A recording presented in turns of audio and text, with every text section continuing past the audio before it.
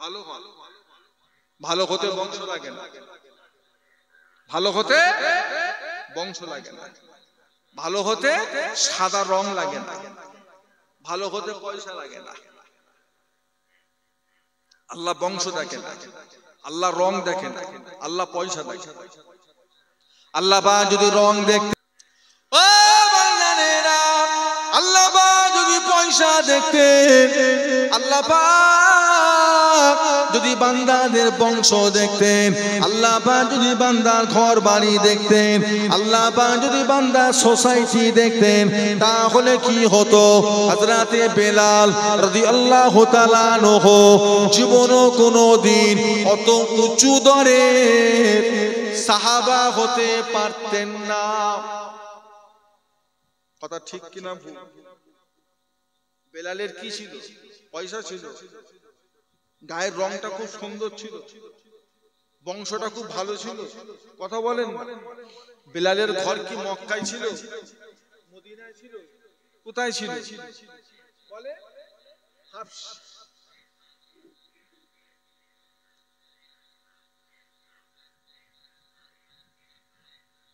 ইজ্জত কত পেয়েছে, সম্মান কত পেয়েছে। আল্লাহর নবী আমার আপনার নবী দয়ার নবী যখন মেরাজ শরীফে চলে গেলেন, ও বান্দানেরা, নবী আমার মেরাজে চলে গেলেন। আল্লাহর নবী মেরাজে গিয়ে জান্নাত জাহান্নামটা ঘুরলেন ফিরলেন দেখছেন। হযরতে জিবরাইল সাথে করে নিয়ে নবী আমার আল্লাহর বেহেশতটা ঘুরে ফিরে বেড়াচ্ছে। আল্লাহর নবী মদিনা শরীফে দয়ার নবী আমার আসমানে গিয়ে আল্লাহ জান্নাতে ঘুরে ফিরে বেড়াতেন জিবরাইলকে সাথে করে নিয়ে। এমন সময় নবী আমার একটা পায়ের আওয়াজ শুনতে পেলেন। কে যেন হেঁটে হেঁটে বেড়ায়, কে যেন চলাফেরা করে। আল্লাহ রাসূল বলে, জিবরাইল এটা কার আওয়াজ? এই পায়ের আওয়াজটা কার? হযরতে জিবরাইল জবাব দিয়েছিলেন, ইয়া রাসূলুল্লাহ, হে ইয়া হাবিবাল্লাহ, এই আওয়াজটা জান্নাতে চলার আওয়াজ নয়, এই আওয়াজটা জান্নাতে চলার আওয়াজ নয়, এই আওয়াজটা হলো দুনিয়ায় চলার আওয়াজ। ইয়া রাসূলুল্লাহ, হাবিবাল্লাহ, হুজুর আপনি জানেন না আপনার বেলাল যখন দুনিয়া জমিনে হেঁটে চলে বেড়ায়, ওনার দুনিয়া জমিনে হেঁটে চলে করার পারা পায়ের আওয়াজটা আল্লাহ জান্নাত পর্যন্ত পৌঁছে যায়। একটু জোরে বলুন, ইয়া রাসূলুল্লাহ, হাবিবাল্লাহ। হযরতে বেলাল এখন ঘুম থেকে উঠেছেন, তাহাজ্জুদের নামাজের জন্য ওযু করে মদিনার মসজিদে নববী শরীফে যাচ্ছেন। সেই পায়ের আওয়াজটা আপনি এখন জান্নাতে শুনতে পেলেন। জোরে বলুন। রহমত আল্লাহ ওই মাসে দিয়ে থাকে।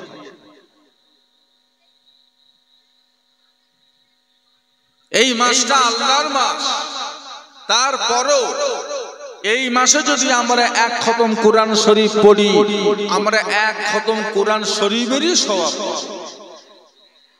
কিন্তু রমজান মাসটা হলো এমন একটা মাস, এক খতম কোরআন শরীফ যদি আমরা পড়ি, আল্লাহ পাক 700 কোরআন খতমের সওয়াব আল্লাহ লিখে দেন। একটু মহব্বতে বলা যাবে না? 700। আল্লাহ প্রথম দিয়েছিলেন 100। আমার নবী খুশি না, আল্লাহ মাত্র 100।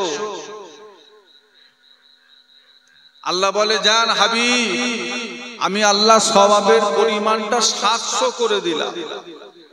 নবী তাও খুশি না। আল্লাহ আমার উম্মতের হায়াত কম, 60 বছর 70 বছর বাঁচবে, মাত্র 700 গুণ। আল্লাহ বলেছিলেন বেগাইরে হিসাব, কোনো হিসেব নেই। শুরু 70 থেকে এর শেষটা কত সেটা আমি আল্লাহ খুশি করে আমার বান্দাতে করে দেবো। একটু মহব্বতে বলা যাবে না? তাহলে বলেন, ওই মাসে যদি আমরা ভালো হতে না পারি, আর সামনের 11টা মাসে হতে পারবো? পারবেন? যে ব্যক্তিটি একটা মাস রোজা রাখলো, তারাবির নামাজ পড়লো, রোজার মাসের হক আদায় করলো, আর ঈদের নামাজ পড়ে ঈদগায় এসে নামাজ পড়ে বাড়ি রাস্তায় রওনা নিল, আল্লাহ রসুল বলেছেন ওই ব্যক্তিটা যেন একটা বেগোনা মাসুম বাচ্চা ছেলের মতো হয়ে যাবে। একটু মহব্বতে বলা যাচ্ছে না?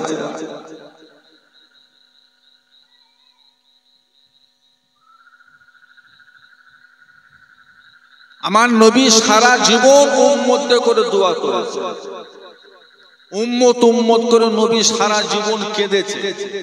আবার সেই নবী উম্মতদের জন্য তিনটে জায়গাতে বদদোয়া করেছে, অভিশাপ দিয়েছে। তিন জায়গায় রহমতের নবী তিন জায়গায় অভিশাপ দিয়েছে। এক নাম্বার হলো, আল্লাহ যেই ব্যক্তিটা এক মাস রোজা পেল, অথচ এক মাস রোজা পেয়ে রোজার মাসের হক আদায় করে নিতে পারলো না, সেই বান্দাটার উপরে আল্লাহ পাকের গজব, আল্লাহ পাকের লানত, আল্লাহ পাকের অভিশাপ নাযিল হোক। আমার রাসূলুল্লাহ বলেছিলেন আমিন। আমার নবীর বদদোয়া মিস যাবে? বলেন না, আমার নবী বদদোয়া করেছে যে রোজার মাসের হক আদায় করতে পারলো না, তার উপর খোদার গজব।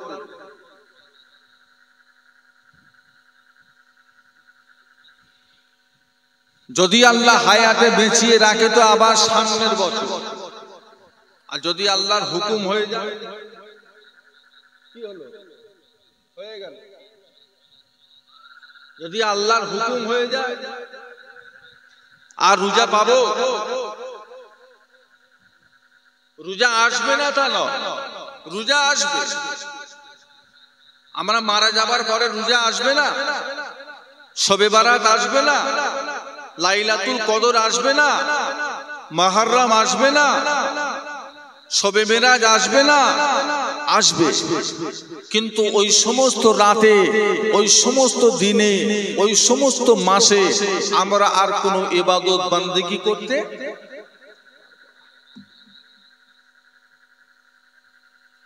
দুনিয়া জমিনে বসে একবার যদি আপনি বলেন সুবহানাল্লাহ, হাদিস পাকে এসেছে এক সুবহানাল্লাহর ওসিলায় আল্লাহ আপনার আমার নাম দিয়ে আল্লাহ জান্নাতে আল্লাহ একটা গাছ তৈরি করে দেবে।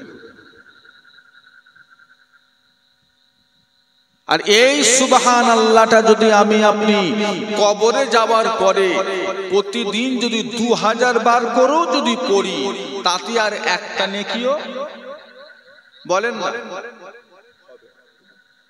কবরের জিন্দেগির কোনো দাম বেকার, এটা আপনাকে বুঝতে হবে। আপনি যে বেকার বেকার টো করে ঘুরে ঘুরে সময়টাকে নষ্ট করছেন, যোহর নষ্ট করলেন, আসর নষ্ট করলেন, মাগরিব নষ্ট করলেন, ঈশাটাকেও নষ্ট করলেন, এইভাবে সপ্তাহ পর সপ্তাহ পার হয়ে যাচ্ছে। এই জিন্দেগিটার কবরে যাওয়ার পর কিন্তু আর কোনো দাম থাকবে না। কবরবাসী কোরআন পড়বে, তাতে নেকি হবে না। কবরবাসী নামাজ পড়বে, তাতে কোনো সওয়াব। আল্লাহ রসুল কতগুলি সাহাবাকে নিয়ে হিজরত করছিলেন, একটা জায়গায় যাচ্ছিলেন, রাত হয়ে যাওয়ার কারণে আল্লাহ রসুল বললেন আজকে রাতটা আমরা এখানে থাকতে চাই, তোমরা একটা করে তাঁবু তৈরি করো। সাহাবা হুজুরেরা যে যার একটা করে তাঁবু তৈরি করলেন। রাতে খাওয়া দাওয়া করে আল্লাহ নবী সাহাবারা যে যার তাঁবুর ভিতরে গিয়ে আরাম করছে। ফজর বেলা একটা সাহাবা উঠে আল্লাহ নবীর কাছে এসে বলছে, ইয়া রাসূলুল্লাহ, হাবিবাল্লাহ, গতকাল রাত্রিরে আমি যেখানে তাঁবু করেছিলাম শোবার জন্য, সেখানে একটা আমার মুসলমান ভাইয়ের কবর ছিল, এটা আগে আমি বুঝতে পারিনি। বুঝলে কি করে? ইয়া রাসূলুল্লাহ, রাতে গিয়ে যখন আমি ঘুমিয়েছি, শুয়েছি, কবরবাসী কবরে শুয়ে শুয়ে সারা রাত কুরআন শরীফ তেলাওয়াত করেছেন, এটা আমি নিজে কানে শুনতে পেয়েছি। আল্লাহ রাসূল বলেছিলেন তুমি বলতে পারো উনি কোরআন পাকের কোন সূরা পড়ছিলেন? কোরআন পাকের কোন সূরা তেলাওয়াত করছিলেন? সাহাবা হুজুর বলেছিলেন ইয়া রাসূলুল্লাহ হাবিবাল্লাহ উনি কোরআন পাকের যে সূরাটা তেলাওয়াত করছিলেন সূরাটার নাম হলো সূরা মুলক। সূরা মুলক। তাবারাকাল্লাযী বিয়াদিহিল মুলক ওয়া হুয়া আলা কুল্লি শাইইন কাদির আল্লাযী খালাকাল মাউতা ওয়াল হায়াতা লায়াবলুকুম আইয়ুকুম আহসানু আমালা ওয়া হুয়াল আজিজুল গফুর। উনি এই সূরাটা পড়ছিলেন। আল্লাহ রাসূল বলেছিলেন তুমি জানো এই সূরার ফজিলত, এই সূরাটা পড়লে কি হয় তুমি জানো? বলছে না হুজুর। আল্লাহ নবী বলেছিলেন যে ব্যক্তিটা ঈশান নামাজ বাদ রাত্রিরে ঘুমোতে যাওয়ার আগে প্রতিদিন এই সূরাটা একবার করে তেলাওয়াত করবে ওই বান্দার কবরে যাওয়া থেকে নিয়ে কিয়ামত পর্যন্ত কবরের সমস্ত আযাব থেকে আল্লাহ তাকে নাজাত দিয়ে দেবেন। একটু মহব্বতে বলা গেল না? সূরাটার নাম কি মনে থাকবে ইনশাআল্লাহ? ওয়াজ ভুলে গেলে হবে না। ওয়াজ ভুলে গেলে আপনি আল্লাহওয়ালা হতে পারবেন না। তাহলে কবরবাসী কোরআন শরীফ পড়বে, কিন্তু তাতে কি হবে না বলে? নেকি হবে। আল্লাহ নবী আমার আপনার নবী দয়ার নবী বলেন ইজা মাতাল ইনসানু ইনকাতা আনহু আমালুহু। মানুষ যখন মারা যাবে, মানুষটা যখন ইন্তেকাল করে যাবেন, ওই মানুষটার প্রতিটা আমলে দরওয়াজা আমার আল্লাহ পাক বন্ধ করে দেবেন। নামাজে দরওয়াজা বন্ধ, রোজা দরওয়াজা বন্ধ, হজ যাকাতে দরওয়াজা বন্ধ, দান খায়রাতে দরওয়াজা বন্ধ, কোরআন পাক তেলাওয়াতে দরওয়াজা বন্ধ, জিকির ফিকিরে দরওয়াজা বন্ধ। প্রতিটা দরজা আল্লাহ পাক বন্ধ করে দেবেন। সে পীর হোক, ওলি হোক, গৌস হোক, কুতুব হোক, আবদাল হোক, সাধারণ মানুষই হোক না কেন, ইন্তেকাল করে গেছে মানে তার আমলের দরজা কি হয়েছে? কোন কবরবাসীর থেকে কিছু চাওয়া যাবে? কথা বলে চাওয়া যাবে? তেনার দেওয়ার মতো ক্ষমতা আছে?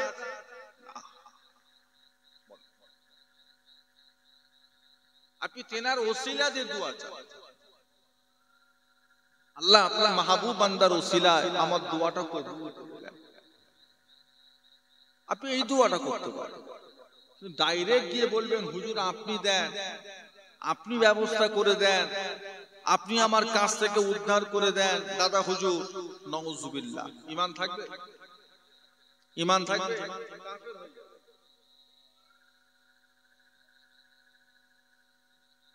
মারা গেছে, আমলের দরজা বন্ধ হয়ে গেছে। তবে আল্লাহর নবী আমার আপনার নবী দয়ার নবী বলেন ও সাহাবা কেরামেরা ইল্লা মিন সালাসাতিন, প্রতিটা ঈমানদারের জন্য, প্রতিটা মুমিন মুসলমানের জন্য আল্লাহ রাব্বুল আলামিন তিনটে দরজা আল্লাহ খোলা রেখে দেবেন। জোরে বলুন, তো মহব্বতে বলা যাবে না। কটা দরজা? তাদের জন্য আমি সারা পাচ্ছি না। আমি কি আপনাদেরকে আলুর বস্তা মনে করে ওয়াজ করব? না রাগ করবেন? আমি কি আপনাদেরকে মনে করবো যে একটা আলুর বস্তা বসে আছে আমি আমার মতো ওয়াজ করব? আপনারা একটু হা হু দেবেন না আমার সাথে?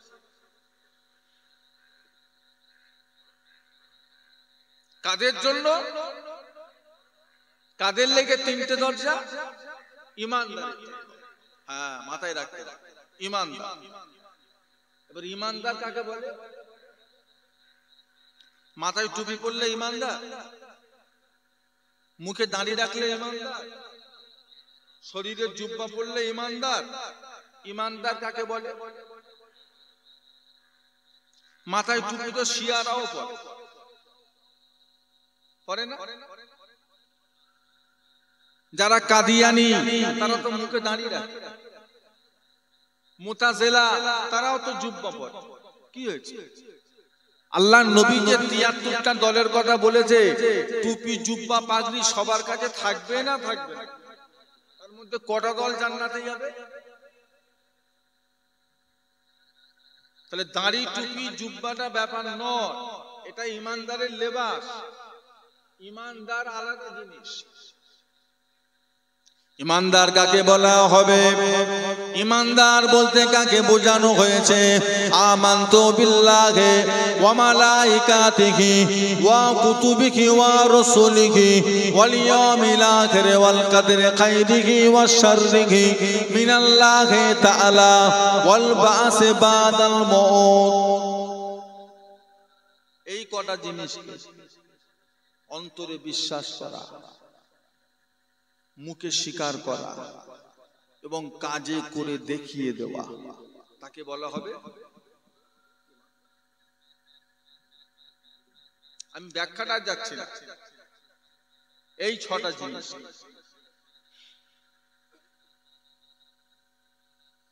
অন্যায়ভাবে মানুষের প্রতি অত্যাচার করলেন, আপনি ইমানদার বলেন না? ইমানদার। মিথ্যা কসম খেলেন, আপনি ইমানদার বলে? অত সহজ না। কোরআনের ভুল ধরলেন, ইমানদার। নবীদের গুনাহ আছে বলে বিশ্বাস করলেন, ইমানদার। আখিরাত বলে কিছু নেই, আপনি এই বিশ্বাস করলেন, ইমানদার। সব করছি আল্লাহ করিয়েছে, গুনাহও করছি আল্লাহ করিয়েছে, ইমানদার। ইমানদারের জন্য ৩টে দরজা খোলা থাকবে। কবে? মরণের পরেও। ও ভাইজানেরা, আল্লাহ রাসূল বলেন ১ নাম্বার দরজার নাম ইল্লা মিন সাদাকাতিন জারিয়াতি। ১ নাম্বার দরজার নাম হলো সাদকায়ে জারিয়া। সাদকা মানে হলো দান করা, জারিয়া মানে হলো জারি থাকা। এমন একটা দান যেই দানের স্বভাবটা সর্বসময়ের জন্য জারি রয়ে যাবে। জোরে বলুন। ওই দানটা বলা হয় সাদকায়ে জারিয়া, যেই দানটা আপনি মসজিদে করবেন।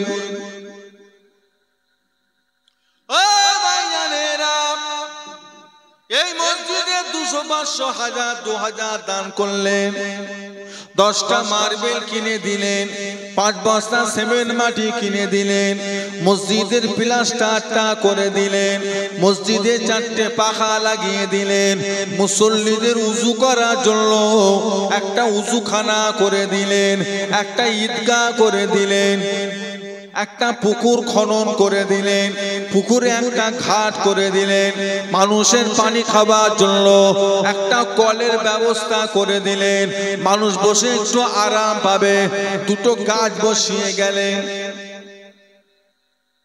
এই সমস্ত কাজ, এগুলো হলো সাদকায়ে জারিয়া। এগুলোকে বলা হবে সাদকায়ে জারিয়া।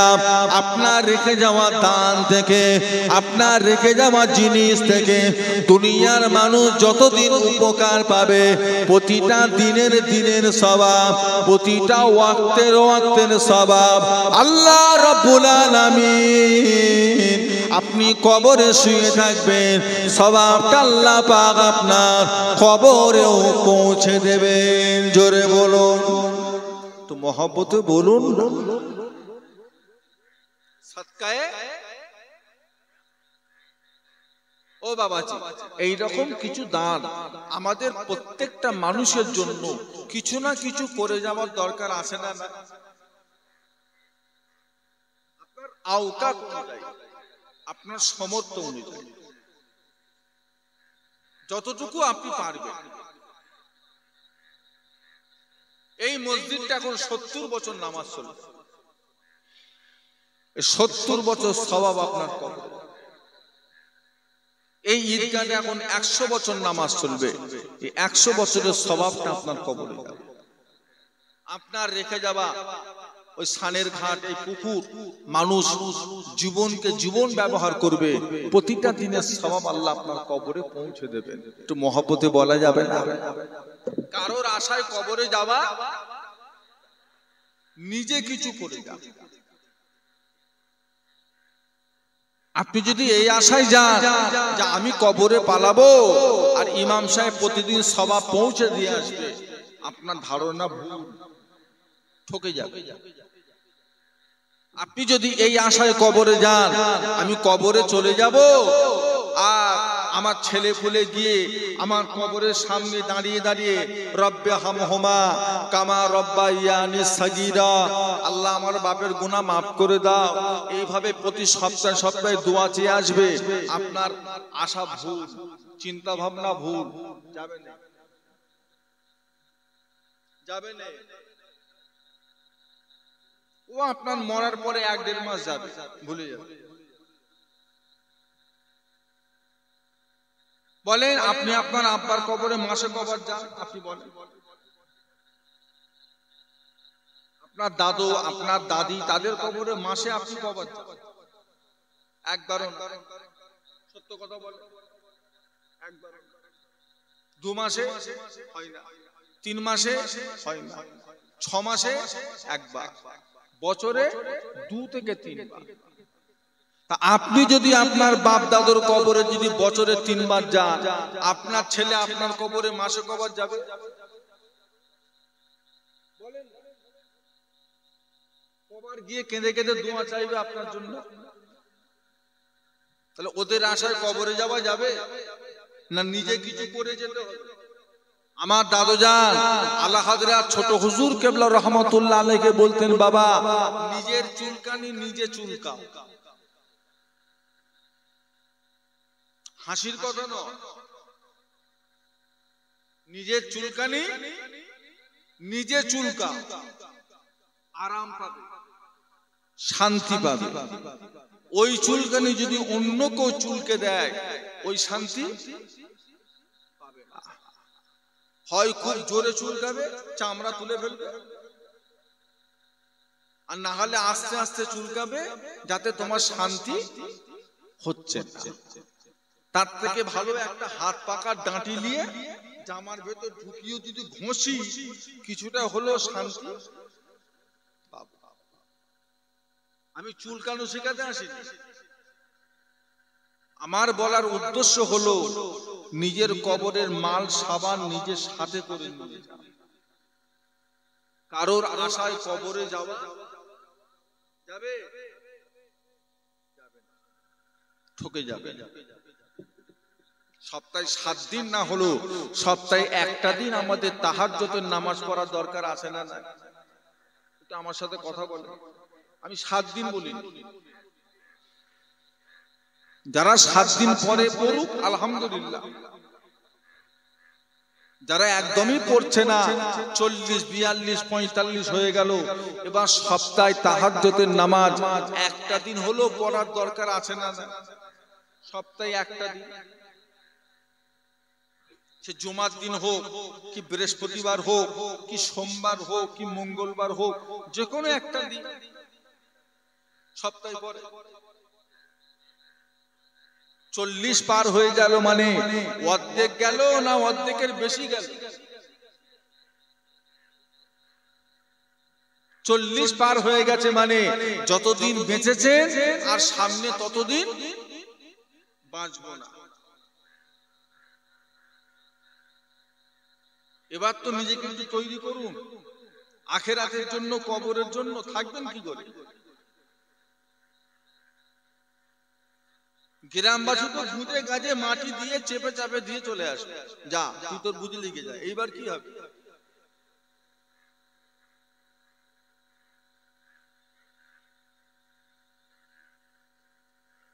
ছেলে পুলে কবর জিয়ারত করবে না, ওদের হাতে অত সময় নেই।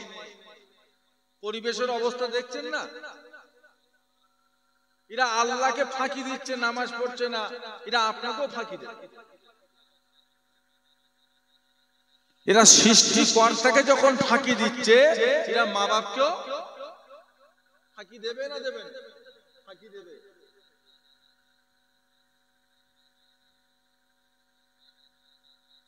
দুটো ওয়াক্তের নামাজ একটু বড়, জোহর আর ঈশা। জোহর তাও কতক্ষণ লাগবে? এক মনে পড়লে 15 মিনিট, তাও এদের পড়ার সময় আছে। কথা বল, আল্লাহকে ফাঁকি দিচ্ছে।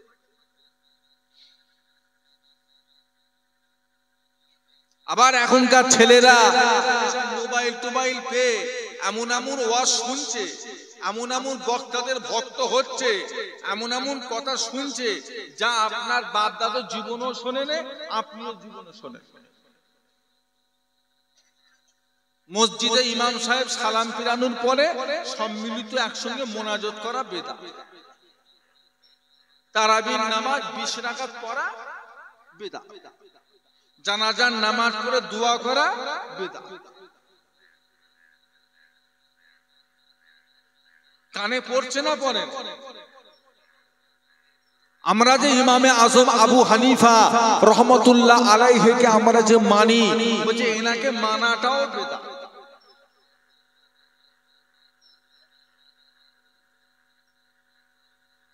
এনাকেও মানা যাবে না, এনাকে মানাটাও বেদা। বলছে আমরা নাকি নবী মানিনি, আল্লাহ মানি, আমরা নাকি ইমামে আজম আবু হানিফাকে মানি।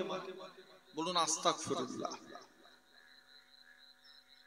আপনি একটা মিস্ত্রিকে ডেকেছেন যে ভাই আমার ঘরের সামনে একটা কুয়া করে দাও, একটা কুয়া করে দাও। দুটো মিস্ত্রি লেগে কোদাল দিয়ে মাটি খুঁড়ে মাটি খুঁড়ে মাটি খুঁড়ে মাটি খুঁড়ে মাটি খুঁড়ে, মেশিন দিয়ে মাটি করে মাটি তুলে তুলে যতটা খুঁড়ে দিল, যেখানে দেখা যাচ্ছে সাদা ফুটফুটে পানি, যে পানিটা খাবার উপযুক্ত সেই পর্যন্ত করে দিল। আচ্ছা পানিটা কি কুয়াওয়ালা দিল? পানিটা কুয়াওয়ালা দিল? পানিটা কে দিল? কুয়া করে দিয়েছে, কিন্তু পানি কা? ইমামে আজম আবু হানিফা রহমতুল্লাহ আলাইহি কোরআন হাদিসের ভেতর থেকে ডিপ থেকে যেগুলো আমাদের বোঝার ক্ষমতার বাইরে, আমাদের সাধারণ আকেলের বাইরে, সেই সমস্ত মাসলাগুলোকে তেনারা হাদিস কোরআন ঘেটে ঘুটে খুঁজে খাজে মাসলাগুলো বার করে আমাদের কাছে সহজ করে বুঝিয়ে দিয়ে গেছে। মসলাটা কি ইমামে আজম আবু হানিফা না আল্লাহ রাসূলের? আমার কথা বুঝতে পারেন? ওনার মশলা উনি তো খালি বার করে দিয়ে গেছে। এলাও বাবা, ধরো ধরো ধরো। আপনি এখন যদি বলেন ইমাম মানা যাবে না, আপনি চলতে পারবেন? বলে চলা যাবে? আপনার মায়ের শরীর খারাপ, আপনার বিবির শরীর খারাপ, আপনার বউয়ের শরীরটা অসুস্থ, বোনের শরীর খারাপ, হসপিটালে ভর্তি করলেন, ডাক্তার দেখালেন, ডাক্তার দেখে বলছে শরীরে রক্ত কম, থাকার কথা 12 হয়ে গেছে 7। এখন রোগীটাকে বাঁচাতে গেলে 3 বোতল রক্তের দরকার। ডাক্তারবাবু রক্তের গ্রুপ কত? বললে এ পজিটিভ। আপনি এক জায়গায় লিখে দেন, আমি রক্ত এনে দিচ্ছি। ডাক্তার একটা প্রেসক্রাইব করে দিলেন, আপনি বারাসাত ব্লাড ব্যাংকে গেলেন, বারাসাত ব্লাড ব্যাংকে গিয়ে সেটা জমা দিয়ে দেখালেন, উনি আপনাকে 3 বোতল রক্ত দিলেন। ওই রক্তটা নিয়ে এসে আপনি ডাক্তারবাবুকে দিলেন, ডাক্তারবাবু রক্তটা নিয়ে আপনার মা হোক, বউ হোক, বোন হোক, তার শরীরে পুশ করিয়ে দিলেন। এখন আমার প্রশ্ন হলো, যে রক্তটা আপনি দিলেন ওটা মুসলমানের রক্ত না কাফেরের রক্ত?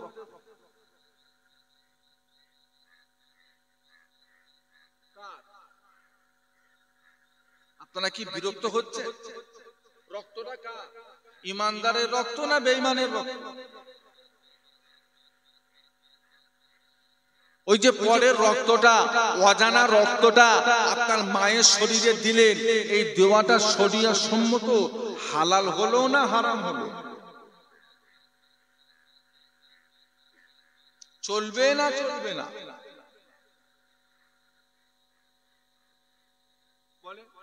আল্লাহ নবী জামানায় রক্ত লেনদেন হতো? রাসূলুল্লাহ যুগে রক্ত লেনদেন হতো? সাহাবাদের যুগে হতো? ইমামদের যুগে হতো? বর্তমান যুগে কে করতে বললো? এবার এটা জায়েজ না না জায়েজ এই ফতোয়াটা কে দেবে? কোরআনে আছে, হাদিসে আছে, তাহলে এই ফতোয়াটা দেবে কে?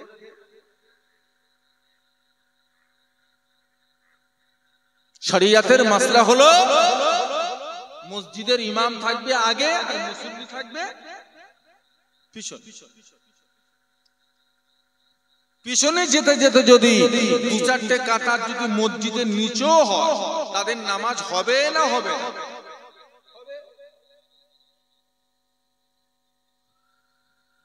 কিন্তু বর্তমান সময়ে আমরা দেখছি আমাদের চালতা বেরিয়া, দত্তপুকুর, বীরা, গোমাহাবরা এই সমস্ত এলাকা বেশ কিছু মসজিদ এখন দেখছি দুতলা তিনতলা করে হয়ে গেছে।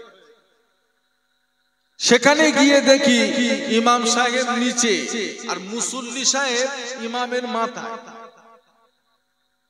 থাকার কথা ছিল বলেন না, পিছনে উঠে গেছে। এখন ইমামের মাথা, ইমামকে নিচেই রেখে ইমামের মাথায় উঠে নিয়ত করে না। যারা ইমামকে নিচেই রেখে ইমামের মাথার উপর উঠে যারা নিয়ত করলো, তাদের নামাজগুলো হবে না হবে?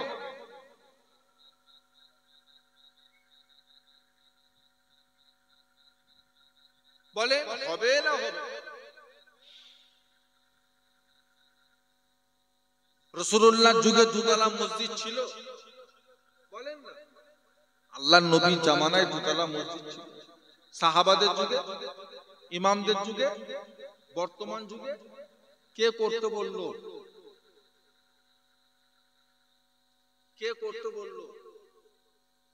আল্লাহ বলেছে দুতলা করো, নবী বলেছে, তাহলে করলেন কেন?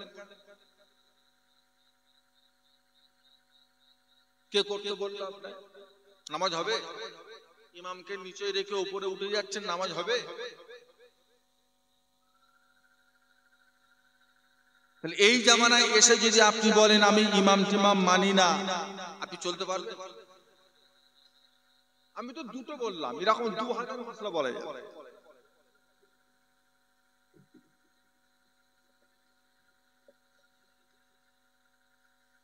আমাদের ছেলেগুলো বোঝে না, যাত্রার আওয়াজ শুনে মাঝে মাঝে তর্ক করে, আমাদের সাথে তর্ক করে, গ্রামে তর্ক করে। বিদেশে কাজ করতে যায়, দিল্লি, বোম্বাই, সুরাট, মিরাট, ব্যাঙ্গালোর, হ্যাঁ, গুজরাট, আহমেদাবাদ, এলাহাবাদ কাজ করতে যায়। অনেক আবার দুবাই যায়, কুয়েত যায়, কাতার যায়, সৌদি যায়। কাজ করতে গেছে, টাকা আনতে গেছে। কি আনতে গেছে? টাকা আনতে। ও বাবা, উনি টাকা আনতে গিয়ে মশলা নিয়ে এসেছে। ওখানকার মশলা এইখানে ঢুকাচ্ছে। বলছে আল্লাহর কাবায় দেখেছি ছেলে মেয়ে একসঙ্গে নামাজ পড়ছে, আর আমাদের মসজিদে হবে না কেন?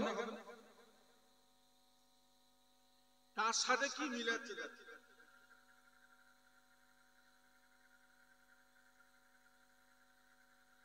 কার সাথে কি মিলাচ্ছে?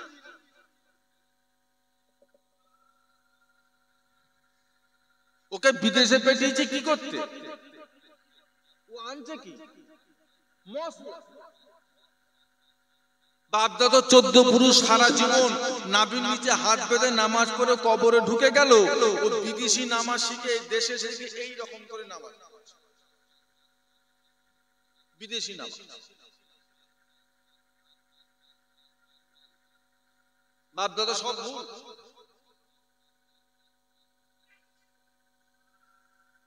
তুমি যে বিদেশি হুজুরের ভক্ত হয়েছো, তোমার বাপ যখন মারা যাবে তখন বিদেশি হুজুর নিয়ে এসে জানাজা পড়াবে? দেশি হুজুর। তোমার বোনের যখন বিয়ে হবে, বিয়েটা করাবে বিদেশি হুজুর না দেশি হুজুর? তুমি তো কাজে গেছো পয়সা আনবে, পয়সা মশলা আনতে কে বলেছে তোমাকে? তোমার আব্বা মশলা আনতে পেটিয়েছিল?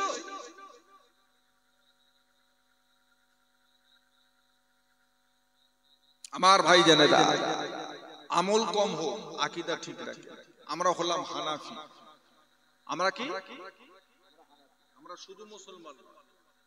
শুধু মুসলমান শিয়ারাও বলে, শুধু মুসলমান কাদিয়ানিও বলে, যারা কবরে সেজদা দেয় তারাও বলে আমরাও মুসলমান। বুঝতে পারছেন না? কবরে কাওয়ালি গায়, সেজদা দেয়, ছেলে মেয়ে লিজে হই হই করে, ওরা বলছে আমরাও মুসলমান, আবার আমরা বলছি আমরাও মুসলমান। তাহলে পার্থক্য কি রইল? না, আমরা শুধু মুসলমান নয়, আমরা হলাম হানাফি। আমরা হলাম শুধু মুসলমান পরিচয় দেবেন না, আমরা হানাফি মুসলমান।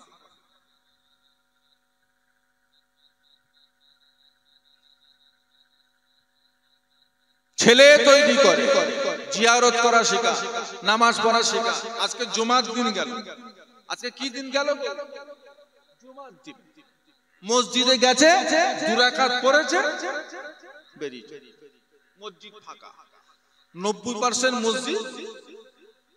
কথা ঠিক বলছি না ভুল? শুধু ফুলফোরা দাবি করলেই হলো? দাদা হুজুর দাদা হুজুর দাদা হুজুর বললেই হলো? জুমার ওয়াক্তে মোট কত রাকাত নামাজ? বলো বলে 22 রাকাত। 1-2 রাকাত। আর আপনার ছেলে নাতি পুতি পড়েছে ক রাকাত?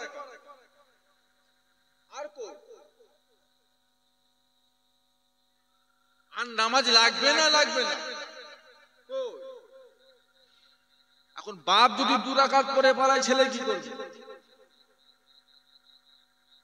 ছেলে তো বাপের দেখে শিখছে।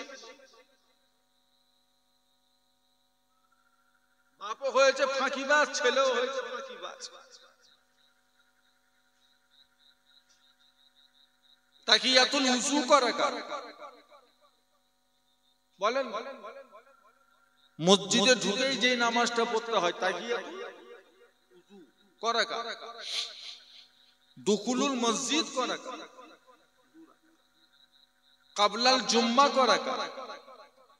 ফরজ নামাজ, বাদাল জুম্মা, আখিরি যোহর, সুন্নত, নফল, 22 রাকাত। আর আপনার ছেলে সব দিন 2 রাকাত পড়ে পালাচ্ছে, আপনি একটা দিনও বললেন না যে বাড়তি নামাজগুলো পড়ে যা? একটা দিনও আপনি বলেন? কি করে ছেলে তৈরি হবে বলেন? একটু বলে বুঝিয়ে নিতে হবে। আল্লাহ তো কোরআন পাকে বলেছে, ইয়া আইয়ুহাল্লাযীনা আমানু কু আনফুসাকুম ওয়া আহলিকুম নারা। তুমি বাঁচো, তোমার আল আওলাদদের জাহান্নামের আগুন থেকে বাঁচিয়ে লাও। কথাটা কার? শুধু নিজে বাঁচলে হবে না আল আওলাদদেরও বাঁচাতে হবে?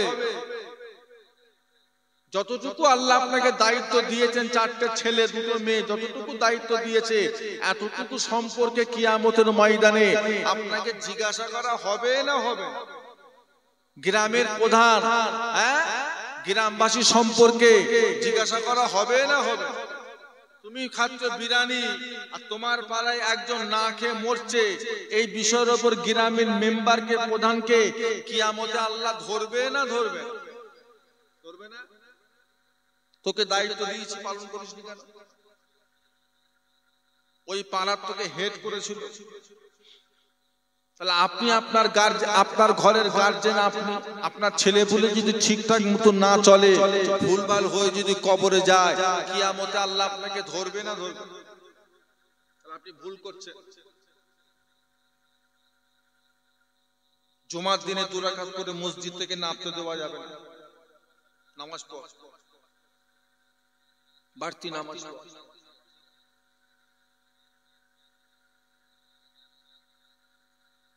আল্লাহ নবী আমার আপনার নবী দয়ার নবী বলেন, আল্লাহ পাক যখন তোমাকে ছেলে কিংবা মেয়ে দেবে, ও ভাইজানেরা, আল্লাহ রাসূল বলে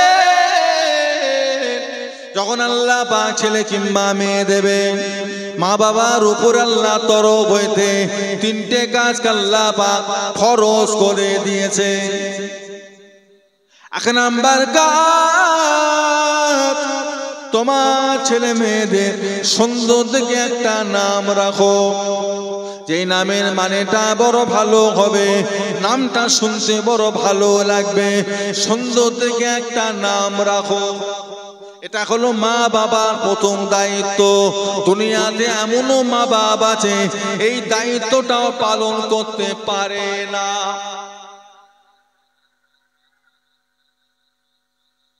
ছেলের নাম রেখেছে লালটু, মুসলমানের ছেলে।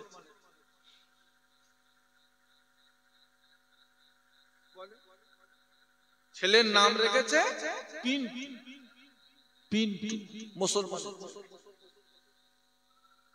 ছেলের নাম রেখেছে সৌরভ, মুসলমানের ছেলে। ছেলের নাম রেখেছে রাকেশ, মুসলমানের ছেলে। ছেলের নাম রেখেছে বাবলু, মুসলমানের ছেলে। কথা ঠিক বলছি না? এত নবীদের নাম, হ্যাঁ, এত নবীদের নাম, এত সাহাবাদের নাম, এত পীর ওলি আল্লাহদের নাম, যদি সবার নামও ছেড়ে দিই, আমার আল্লাহর নাম কটা? আমার আল্লাহ পাকেরই নাম শুধু 99টা, তার থেকে একটা নামও পছন্দ হলো না।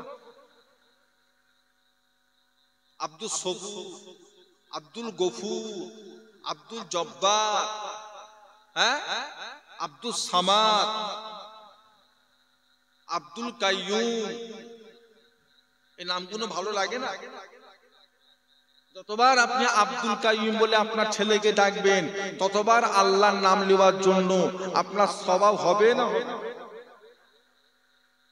আরে এত নাম ছেড়ে দিয়ে নাম রেখেছে লাল।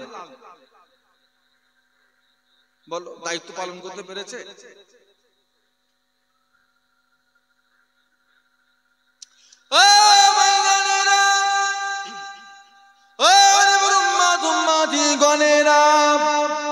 আল্লাহ রাসূল বলে ছেলে মেয়েদের উপরে মা বাবা দ্বিতীয় নাম্বার দায়িত্ব হলো, যখন ছেলে মেয়ে একটু বড় হয়ে যাবে, তালাবুল ইলমে ফারিদাতুন আলা কুল্লি মুসলিম, প্রতিটা মুমিন মুসলমানের জন্য ইলম শিক্ষা করাটা হলো ফরজ, ফরজে আইন।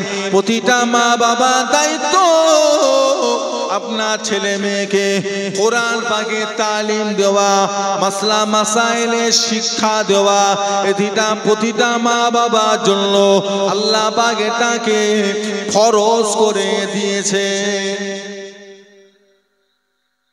কোরআন পাকের তালিম প্রত্যেকটা সন্তানকে দিতেই হবে।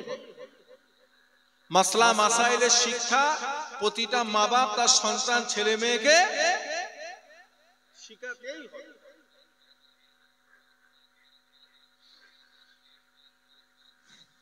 আপনার মেয়েকে শিখাতেই হবে। মেয়েদের এমন কিছু গোপনীয় মশলা আছে যে কোনো জলসা মাহফিলে স্টেজে বসে বলা সম্ভব নয়। শিখবে 8 বছর 10 বছর 12 বছরের মধ্যে যদি শিখে যায়, তাহলে ওই নিয়মটা মশলাটা জেনে ও সহিভাবে চলাফেরা করতে পারবে। আর যদি ওই বয়সে না শেখে, বড় হয়ে কাউকে জিজ্ঞাসা করতেও পারবে না। ওই ভুলটা ও সারা জীবন করে যাবে। আর ওই একটা ভুলের কারণে ও সারা জীবনের নামাজ আল্লাহর দরবারে কবুল। আপনি রাগ করছেন আমার কথায়? ওই একটা ভুলের জন্য সচরাচর মশলা বলে দিলাম, ঠিক আছে, সব মশলা তো মাইকে বলা যাবে।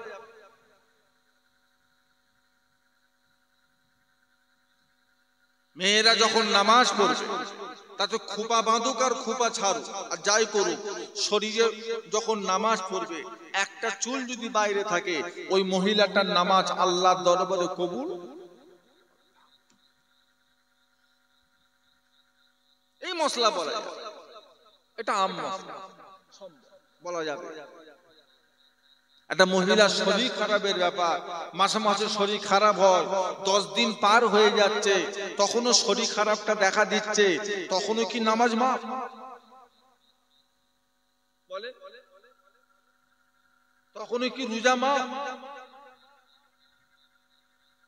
একটা মহিলার মাসের শরীর খারাপ কমসে কম 3 দিন আর বেশির বেশি 10 দিন, 10 দিনের পরে 11 দিনের মাথায় যদি শরীর খারাপ থাকে তার জন্য তার নামাজ মাফ হবে না, রোজা মাফ হবে না, ওই অবস্থায় তাকে নামাজ পড়তে হবে। ওটা অন্য রোগ হয়েছে, ডাক্তার দেখা। মাসে যেটা হয় সেটা এটা নয়, সেটা 10 দিনের বেশি হওয়ার কথা।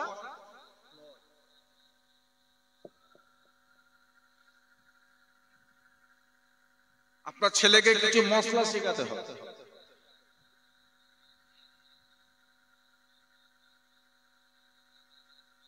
ছেলেকে যদি আপনি ঠিক মতো মশলা মাসায় না শেখান, ও বউকে নিয়ে সুন্দরভাবে ঘর সংসার করতে পারবে না, ও সব এক করে ফেলবে। রাগের মাথায় কোন দিন বউকে তালাক দিয়ে বসে থাকবে জানবে না, আবার ওই বউ নিয়ে আবার ঘর করবে। রাগের মাথায় কোনদিন বলে দিয়েছে তোর হাতের খাওয়া আমার জন্য হারাম, এই কথাটা বলে দিয়েছে। এই কথাটা বলার কারণে তার বিবি তালাক করে গেছে। কোন স্বামী যদি তার বিবিকে বলে তুই আমায় দেখে পর্দা কর, এতে এক তালাক করে গেছে। কোন স্বামী যদি তার বিবিকে বলে আজ থেকে তোর বিছানা আলাদা আমার বিছানা আলাদা, এতে তালাক করে গেছে। কথা বুঝতে পারছেন না?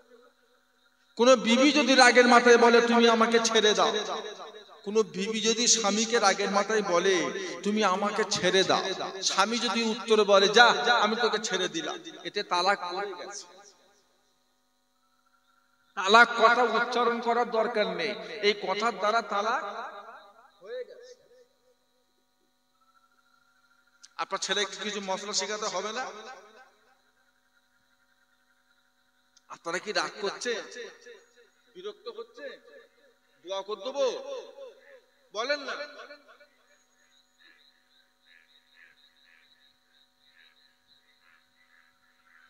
দ্বিতীয় নাম্বার মাসলা হলো ছেলে মেয়েকে শরিয়াতি ইলমে শিক্ষা দেওয়া।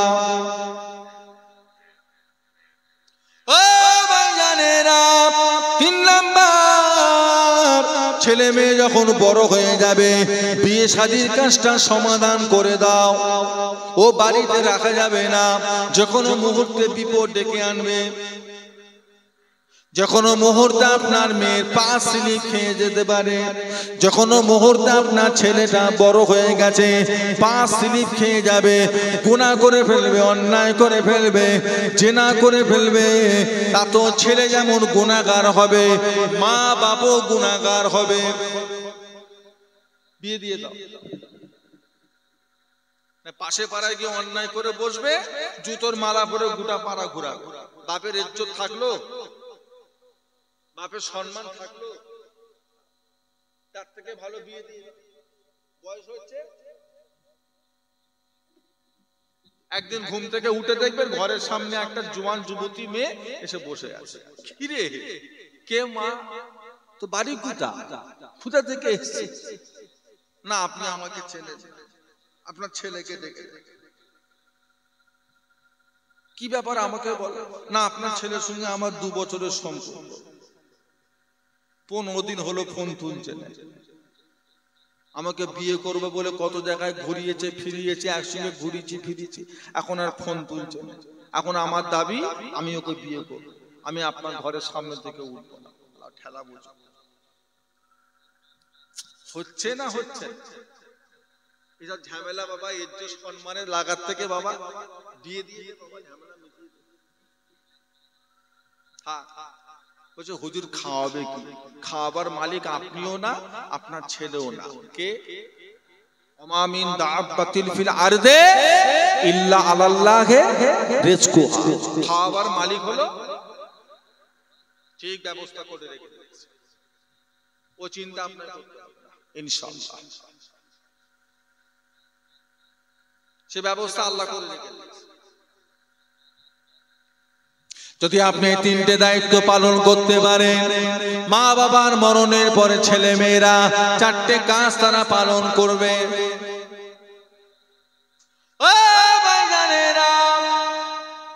আল্লাহ রাসূল বলে মা যখন মারা যাবে, বাপ যখন মারা যাবে, মা বাবার মরণের পরে ছেলে মেয়েদের উপরে আল্লাহ তরফ হইতে চারটে কাজ আল্লাহ পাক ওয়াজিব করে দিয়েছেন।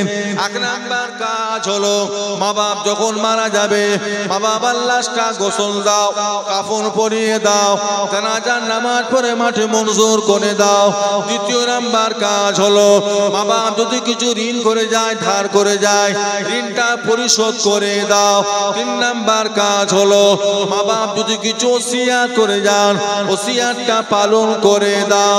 চার নাম্বার কাজ, তোমার মা বাপ জমি জায়গা টাকা পয়সা ধন দৌলত যা কিছু রেখে গিয়েছে ছেলে মেয়েদের ভিতরে কোরআন হাদিস মোতাবেক ভাগ বন্টন করে নাও। কটা কাজ? মামা মরে গেলে ছেলে পুলেদের উপরে কটা কাজ ওয়াজিব হবে?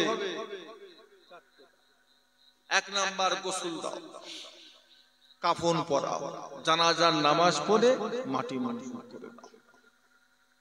দ্বিতীয় নম্বর কাজ হলো তোমার মা বাপ যদি কিছু ঋণ করে যায়, ধার করে যায়, বাজারে দোকানে হাটে পাশের বাড়িতে আল্লাহর রাস্তায়, মা বাবার ঋণটাকে কি করো?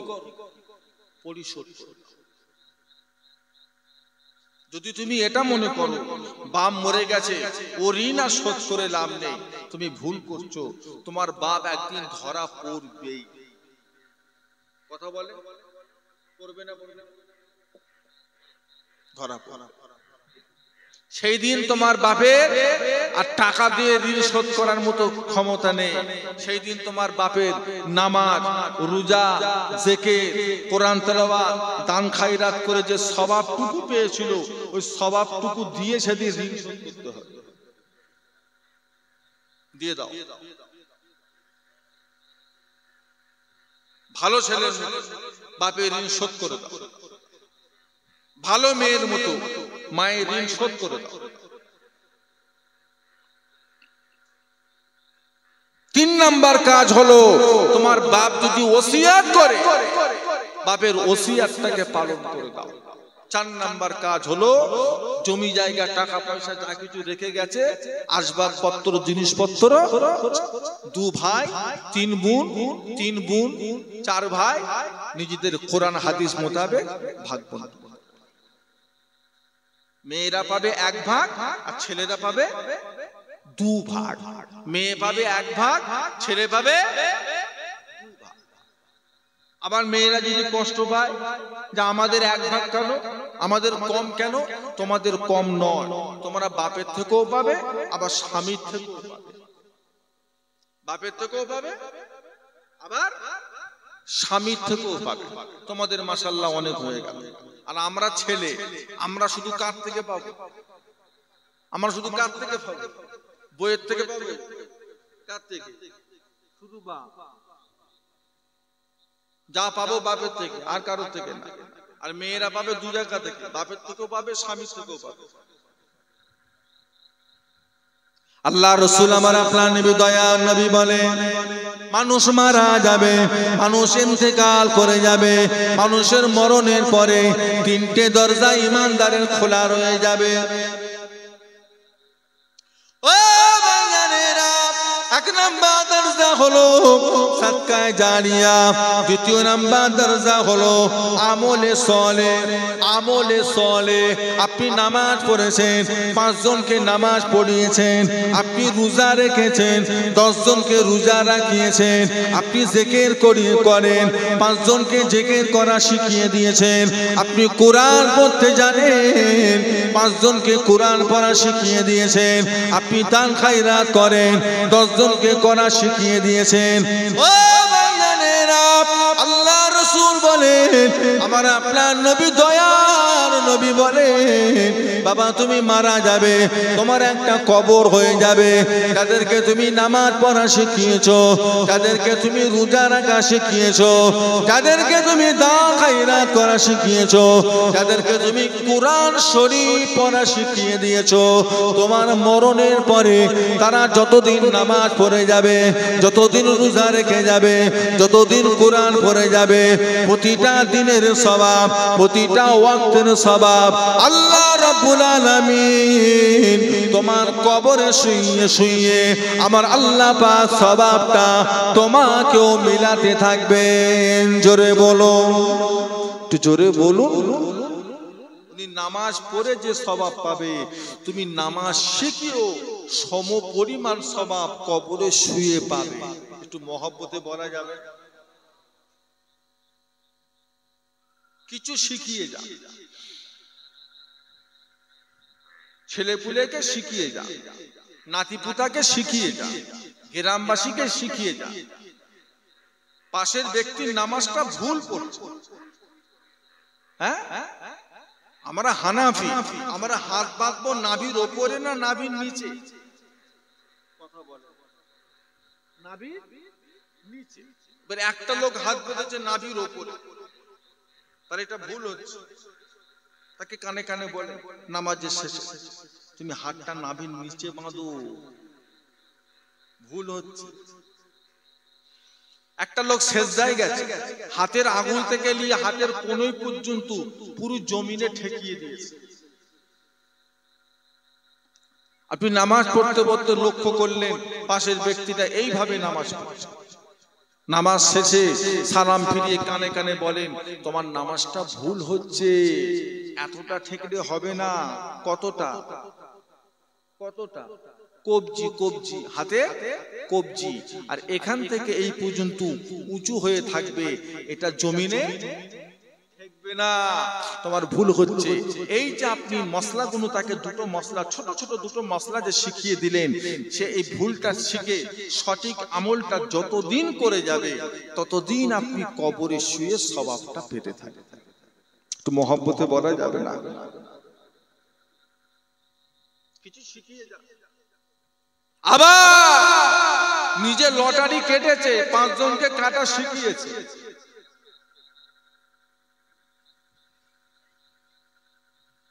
হ্যাঁ, নিজে জুয়া খেলে, আরো 10 জনকে শিখিয়েছে। বন্ধন ব্যাংক, গ্রুপ লোন, মহিলা সমিতি নিজে করে, আরো 5 জনকে ঢুকিয়েছে। সুদের ব্যবসায় আমি একা কেন খাবো, তোরাও বুঝতে পারছেন না? লটারির ব্যবসা দত্তপুকুর বাজারে কি গো, কেমন চলছে? একটা দুটো দোকান, একটা দুটো, কারা কাটছে? শুধু জয়দেবদের ছেলেগুলো কাটছে? হ্যাঁ, শুধু জয়দেবদের ছেলেরা কাটে, আর জয়নালদের ছেলেগুলো দেখে? এরা কাটে না, এরা খালি দাঁড়িয়ে দাঁড়িয়ে দেখে।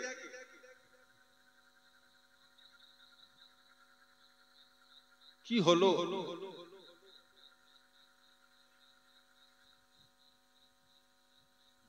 তকদির বিশ্বাস নেই। ওয়াল কাদিরে খাইরিহি ওয়াশ শাররিহি মিনাল্লাহি তাআলা। জীবনের ভালো মন্দ এটা কার হাতে? কথা বলে না, কার হাতে? আল্লাহর হাতে। এই ঈমান যদি আপনার থাকে, আপনি লটারির দোকানে গেলেন কি করতে? আশাই মরে চাষা, কে কোথা পেয়েছে, 1 লাখ না 2 লাখ না 5 লাখ পেয়েছে, উনি সে আশায় বসে আছে, হদ্দম কাজ।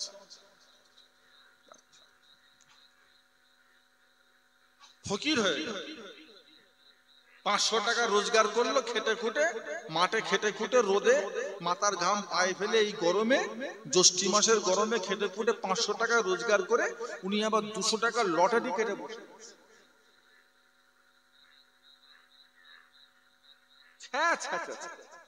পাগল না মাথা খারাপ?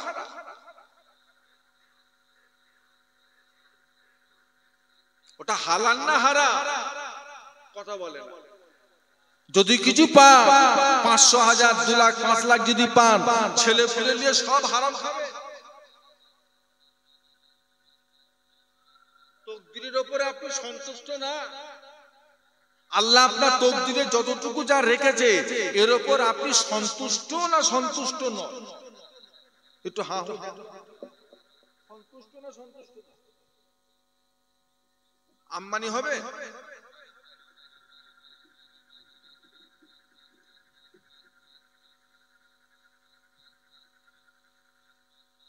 বাড়ি বাড়ি ভরে গেল, বন্ধন ব্যাংক বাড়ি বাড়ি, পাড়ায় পাড়ায় ভরে গেল বন্ধন, সুদের ব্যবসা। 30,000, 40,000, 50,000 লোন নিয়ে রাখছে, সপ্তাহে সপ্তাহে 1400, 1450, 1500 করে সপ্তাহে সপ্তাহে কি করছে?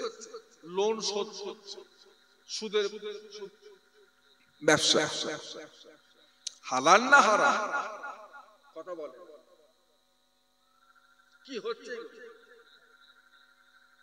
আপনি নামাজ পড়ছেন, কপাল কালো করে ফেলেছে, আপনার বৌমা লোন নিয়ে বসে আছে, ওর হাতে রান্না খাচ্ছে, কি হচ্ছে? সুদ করে হাতে রান্না খেয়ে আপনার ইবাদত কতটুকু কবুল হচ্ছে?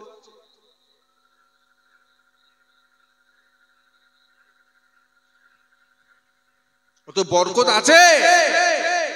বাড়িতে শান্তি আছে? বাড়িতে আরাম আছে? সংসার খরচা বেশি না ওষুধ খরচা বেশি? বর্তমানে আপনার বাড়িতে সংসার খরচা বেশি না ওষুধ খরচা বেশি? এবার নিজে বুঝে নেন কত শান্তিতে আছেন আপনি। ওতে বরকত নেই। আমি জানি আপনাদের কষ্ট হচ্ছে, আপনারা বিরক্ত হচ্ছে, আপনাদের খারাপ লাগছে, হক কথা শুনবেন না, আল্লাহর রহমতের উপর ভরসা রাখবেন না, আল্লাহর উপর তকদিরের উপর ঈমান রাখবেন না, কাফের হয়ে দুনিয়া থেকে যাবেন, দুনিয়া থেকে হারামখোর হয়ে বিদায় নেবেন।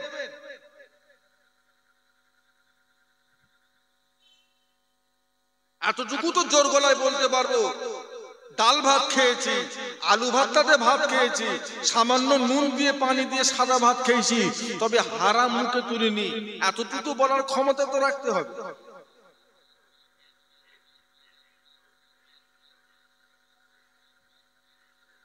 ওতে বরকত নেই। একটা বছরে ষোলের বাচ্চা কটা হয়? একটা বছরে ষোলের বাচ্চা কটা হয় বলেন না? জানা আছে না? না কটা হয়? 12-14টা করে ষোলের বাচ্চা হয়। একটা বছরে কুকুরের বাচ্চা কটা হয় বলে? এটাও জানেন না? কটা হয়? 6টা-8টা করে কুকুরের বাচ্চা হয় না? হয় না? আর একটা বছরে গরুর বাচ্চা কটা করে হয়? 3টে করে, 5টা করে। আশপাশে কেউ শোর খায়? আশপাশে শোর জবাই হয় কোথাও? শোর খায়, শোর কাটে আশপাশে কোথাও বলেন না? কুকুর কাটে আশপাশে, বিক্রি হয়, দেখেছেন? দুনিয়াতে আল্লাহ করে আপনারা টুকটাক ঘুরছেন, এদিক ওদিক যাচ্ছে, কোন জায়গায় যে খবর পেয়েছেন যে এখানে কুকুরের গোশত বিক্রি হয়, খবর পেয়েছেন কোনদিন? বলেন না। গরু গরু হয় না? হয় না? সপ্তাহে কদিন?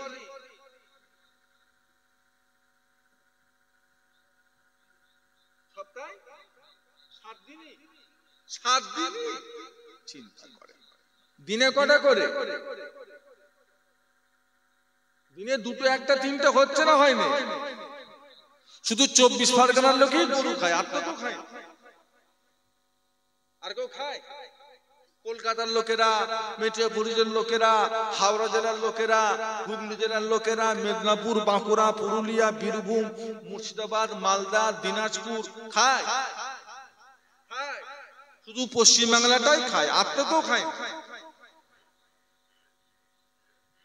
সারা পৃথিবীতে যেই পশুটা সবচাইতে বেশি লোক খায় সেই পশুটা কি কি গরু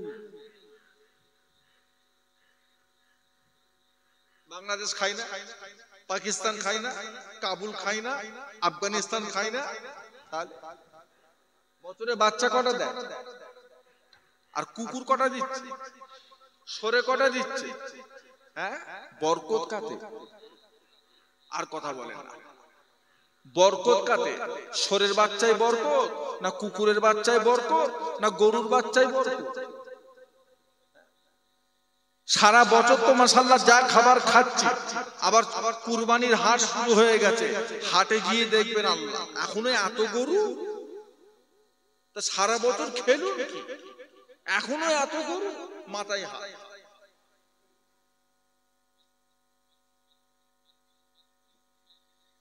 এটা আল্লাহর বরকত গরুটা হলো হালাল গরুটা হলো সর হলো কুকুর হলো ওতে আল্লাহর বরকত নেই সুদের ব্যবসা লটারির ব্যবসা জুয়ার ব্যবসা বন্ধন ব্যাংক এগুলো কি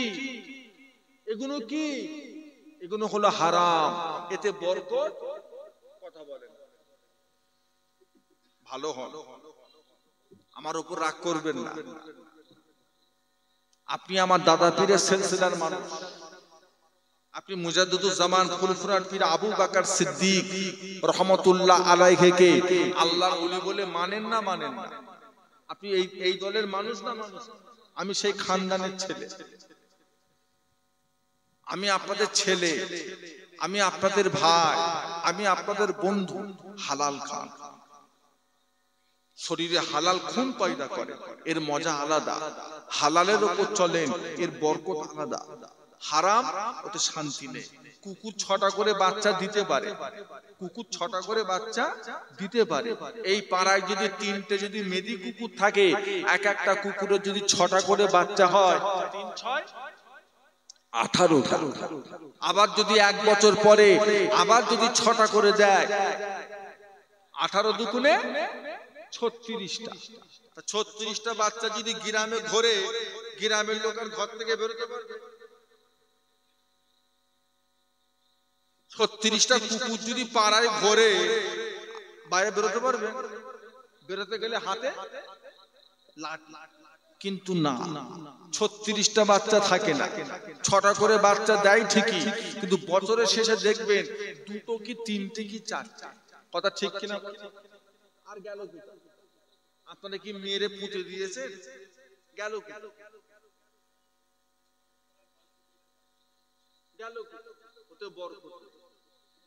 ওতে বরকত নেই 6টা 8টা করে বাচ্চা দেয় কিন্তু বরকত নেই সরের বাচ্চা 12-14টা করে হয় ওতে বরকত নেই আর কুকুরের বছর গরুর বছরে বাচ্চা একটা হাজার হাজার কোটি কোটি লক্ষ লক্ষ কোটি কোটি মানুষ খাচ্ছে তারপরও বরকত আছে না এর থেকে বড় দলিল আর কিছু নেই এটা শুনবার পরও যদি সুদের ব্যবসা করো এটা শোনার পরও যদি লটারির ব্যবসা করো ফেরেশতা নেবে এলো তোমায় হিদায়াত করা সম্ভব না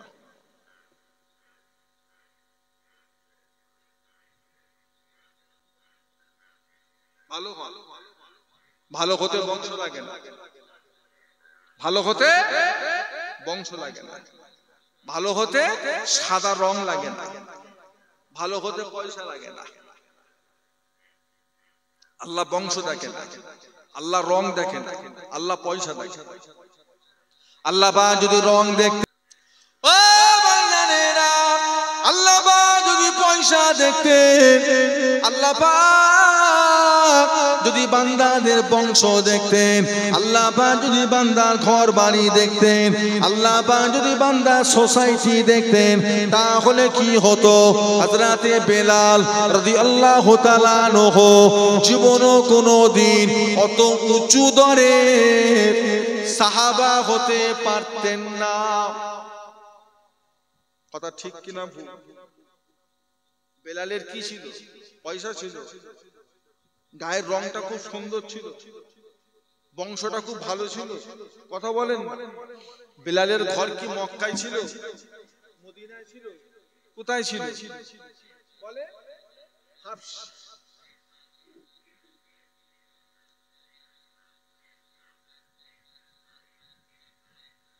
ইজ্জত কত পেয়েছে, সম্মান কত পেয়েছে।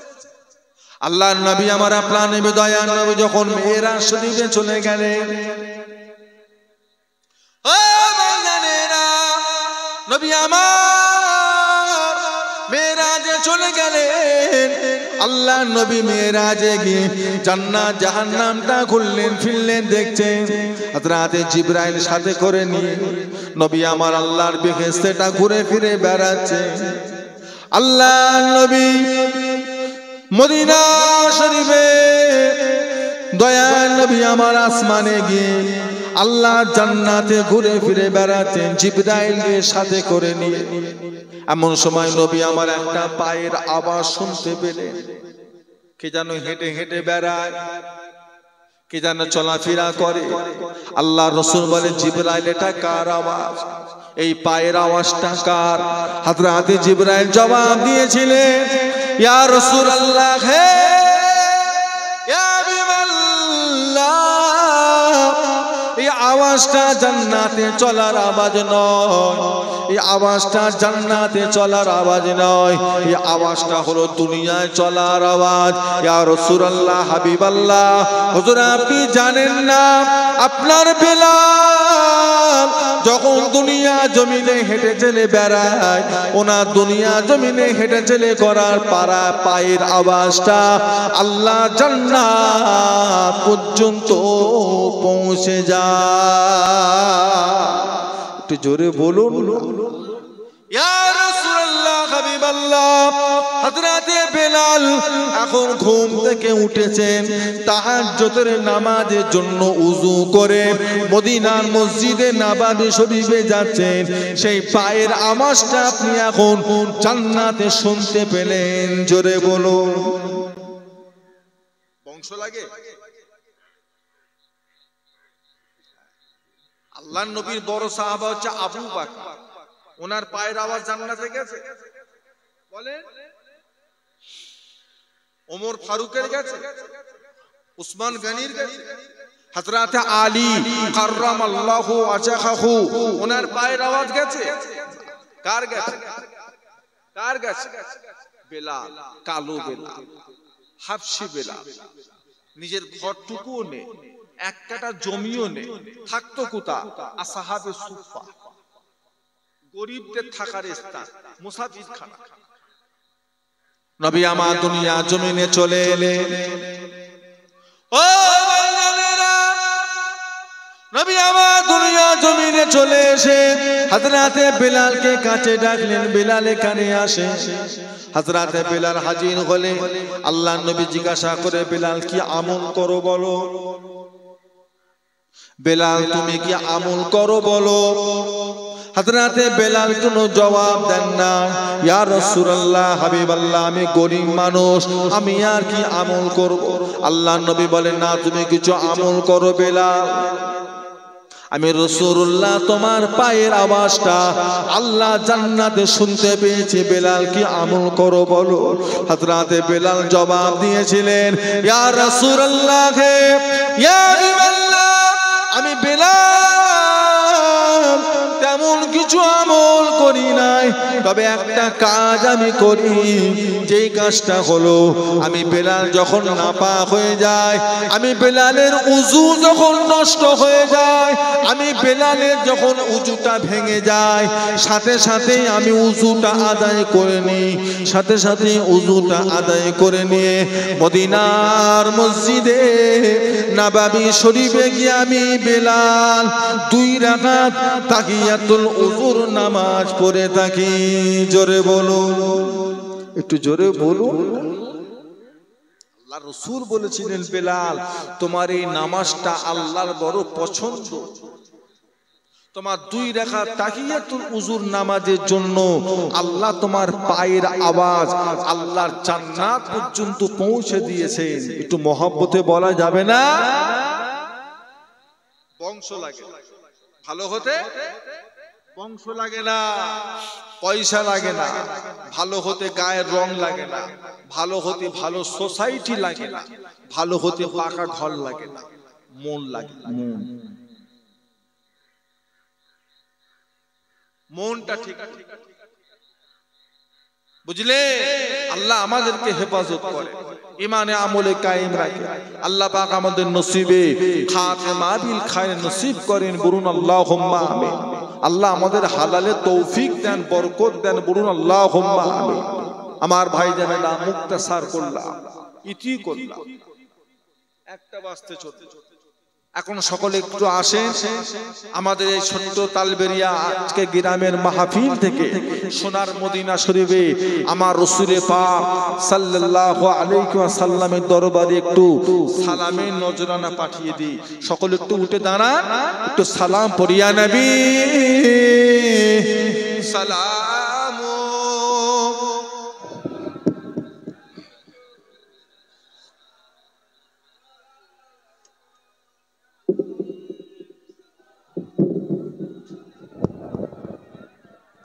যারা বাইরে আছে ভিতরে চলে এসো, ভিতরে চলে এসো, দোয়া হবে, সবাই ভিতরে চলে এসো।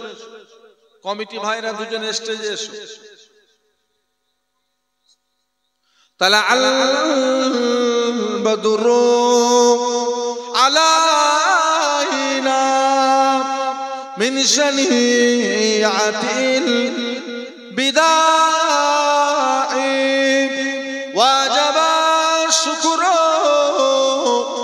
আলাইনা মাদা লিল্লাহ আখিদাঈ ইয়া নবী ইয়া রাসূল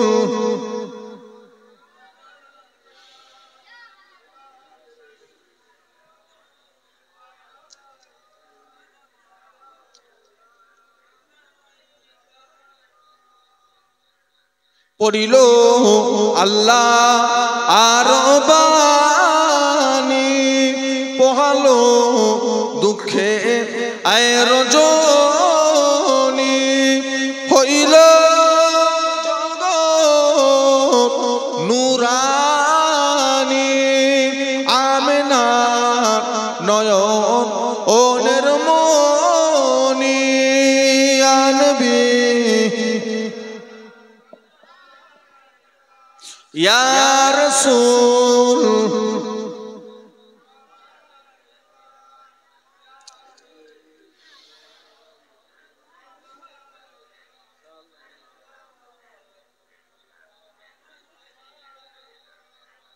जब नबी पैदा हुए थे सब मालक डर पे खड़े थे, रब सल्लिम पर रहे थे बादा यूं कहे रहे थे, या नबी सलामो या रसूल सलामो, या हबीब सलाम सलावतुल्लाह अलैहि रब्बि सल्लि व सल्लिम दाइमान अबदा।